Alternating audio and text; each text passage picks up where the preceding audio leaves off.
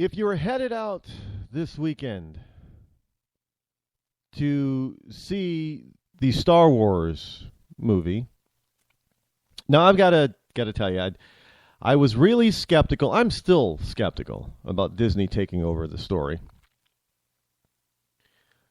But I was really skeptical about Disney taking it over and turning it into something that was more politically correct. And I gotta tell you that the previews that I have seen, the trailers, there's a dichotomy there. Now I understand that there has been a change in the empire, as it were, but and maybe the movie, if I saw the whole movie, I would get some of these questions answered because the previews bring up a lot of questions. There's a black guy who's a stormtrooper. Now, in the original series, the first three movies, leading up to the original three movies, or I should say that the first three chapters leading up to the original three movies, we understood and knew that the stormtroopers were all clones. And now we see in this trailer where a stormtrooper takes off his helmet and he's a black guy. Now, I'm going to ask, does that mean that all the stormtroopers now are black? I guess that would be a question that would be answered on viewing the movie. I don't know. But this is where my concern comes into play. Look, movies should have nothing to do with being politically correct. When you're telling a story that already has a storyline, you do not change it. Because most sane people are not going to sit down and say, "Hey, how come Star Wars is nothing but white people?" I don't know, because that maybe that universe. It's kind of like Battlestar Galactica. I mean, I'm not good. I know I'm going to have to address this. I'm going to have to address this type of thing on a later show. I don't have the time right now. But this PC correctness is ruining stories. It's just the Fantastic Four. Johnny Storm is black? Hell no! It just makes no sense. Doing that, and my fear is that people are going to be so disappointed in this that it's going to ruin the storyline because the latest Fantastic Four movie completely bombed. This theater, the production movie house pulled Fantastic Four out of more than 90% of theaters within just 2 weeks. It was that bad. And it was that bad because they tried to go PC with it. I'm just telling it's. And now I'm looking at some people talking about, hey, next Spider-Man reboot, could Peter Parker be black? No, Peter Parker is not black. Good. Again, I'm gonna have to address this in another time on another episode because this is getting way out of hand. It's not getting. It is. It's totally out of hand. But if you're going to the Star Wars movies this weekend, you may notice something that is akin to going to Disneyland or SeaWorld. Star Wars theaters are tightening security around the country due to expected heavy crowds and suspicious activity. Now, I'll be damned if I'm going to a movie and have to keep one eye on the screen and another eye on some idiot jackpot coming in, blasting away with a gun. With no defense for anybody. No way to get out because there's, most theaters, all the exits are in the front of the movie because the way theaters are built today, the stadium stuff, you got two ways to get out. Well, maybe you have four, but all four of those are at the front of the theater. You're kind of a sitting duck. Literally. You ever try getting in and out of those stupid seats and those rows quickly? Not happening.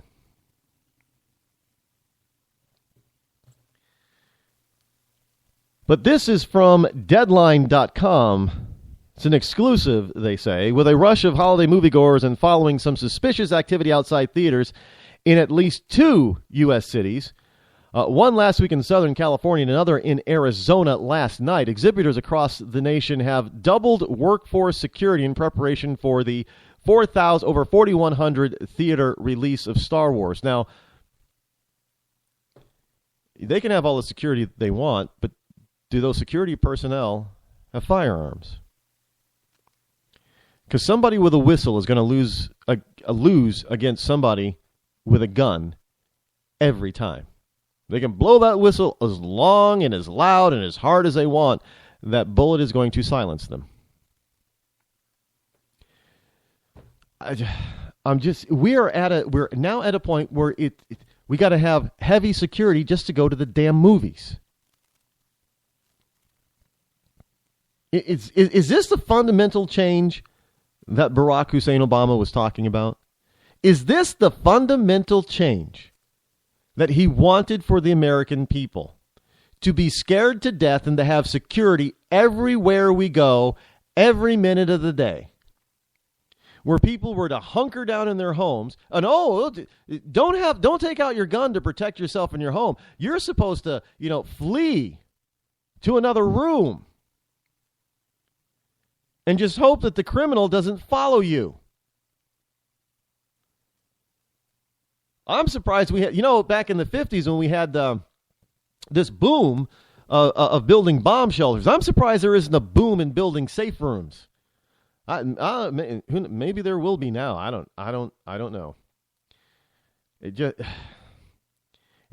part of the one of the things that we have a problem with is that we have all these illegal immigrants.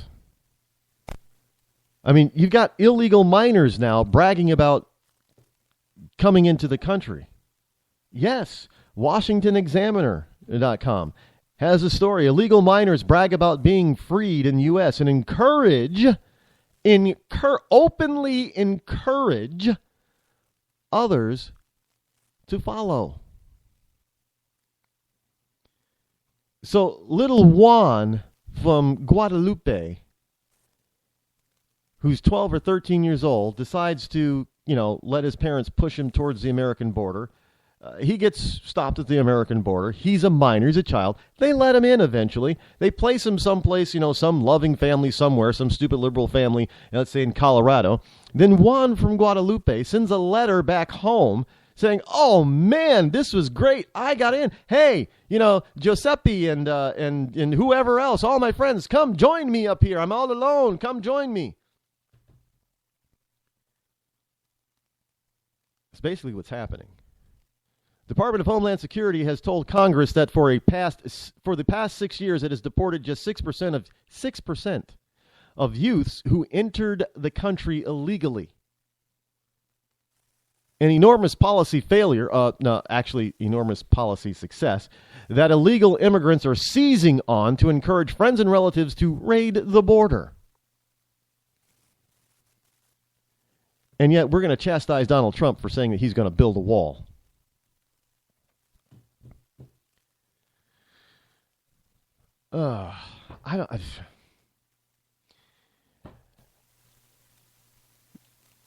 GOP. Are they selling America down the river? I don't think it's so much selling America down the river as they're trying to get even with you.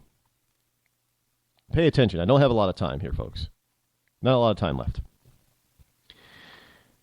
You have to understand that the GOP, the two major candidates that are getting all the accolades right now, the inside the Beltway GOP, the Blue Bloods, do not like them. Can't stand them. They don't like Donald Trump. They don't like Ted Cruz. The candidate that they did endorse, Jeb Bush, you have soundly rejected. That pisses them off. The second candidate that they are presenting to you, you're not accepting very well. It's Marco Rubio. That's not making them happy. So they're basically telling you, well, screw you. You're not accepting our candidates, so we're going to screw you over. So are they really selling them? They're not really selling America down the river as they are trying to punish you. Now, granted, if you were to all of a sudden say, oh, we're sorry, we made a mistake, and now catapult Jeb Bush to be the nominee, all is right with the world now. They'll start acting a little bit more conservative, maybe not give Obama everything he's asking for, but but right now you've got this whole issue with the budget that Paul Ryan has. It looks so proud that he brokered this. He didn't broker anything. He did the same thing Bonnier did. He just that's why I'm saying there's something wrong. He's been hypnotized, or I don't. Maybe Obama has pulled a Clinton, and he's threatened Paul Ryan's entire family. Hey, Paul. If you don't give me what I want, it might not be very healthy for you and your extended family. We are talking about a guy from Chicago now. Chicago politics is very rough. It's akin to being the mafia. I'm going to give you an offer that you can't refuse there, Paul. You're going to do almost everything that we want, you see. Because if you don't, we're going to cut you off. We're not only going to cut you off, we're going to cut off your whole family. You know what I'm saying? You understand? Okay, Paul. You're a good boy. You do the right thing, Paul. You'll do the right thing. I know. Because you're smart. It's hard not to think that that's not the scenario, folks, with this huge budget and allowing Obama to do whatever the hell he wants. This guy is... do you know how much he's costing American taxpayers in just flying alone? McClatchyDC.com gives us the price so far. The price of Obama's getaways are $70 million taxpayer dollars so far, and counting. $70 million. Can you imagine if George W. Bush spent $70 million or more on vacationing? And yet we don't hear a peep from the lamestream media about this with Obama. It's enough to make you go ballistic. It's enough to make you want to pull your hair out, but I like my hair too much, so I think I'll keep it. Anyway, out of time for tonight. We'll be back. 3 hours coming up soon. Boy, I can't wait. We'll be back tomorrow for Freedom Friday right here on the Rod Eccles Show. Until then, you know what this is. Yeah, this has been the Rod Eccles Show. And your lovable host, Elrod. But unfortunately, time has run out, so I'm out. Have a good evening.